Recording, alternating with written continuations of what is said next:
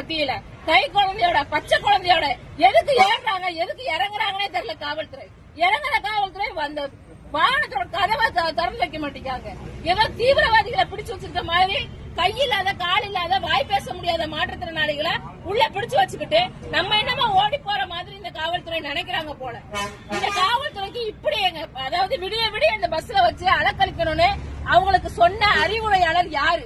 அந்த அதிகாரி யாரு?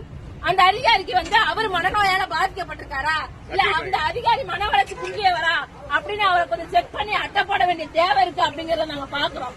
எங்க ரொம்ப உண்மையிலே ரொம்ப மன வருத்தம். விடியல் அரசு சொல்லி விடியாத ஒரு இரவு எங்களுக்கு காட்டிட்டு இருக்காங்க.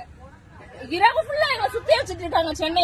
சென்னையை பார்க்க வச்சுட்டு இருக்காங்க. இதெல்லாம் நாங்க சென்னையை பார்த்ததே இல்லாத மாதிரி இந்த சென்னை காவல்துறை நடந்துக்கிறது ரொம்ப ரொம்ப மோசமா நாங்க தமிழ்நாட்டுல இதை பாக்குறோம். இப்படி மாற்றுத்திறனாளிகளை அலக்கடிக்கக்கூடிய ஒரு அரசை இதுவரையே பார்த்ததில்ல. ஜனநாயகம் குழி தோண்டி புதைச்சிட்டாங்க இந்த அரசு அப்படிங்கறதான் நம்ம சொல்ல வேண்டியது. எல்லாருக்கும் ஷேர் பண்ணுங்க அப்படிங்கறதான் தோழர்.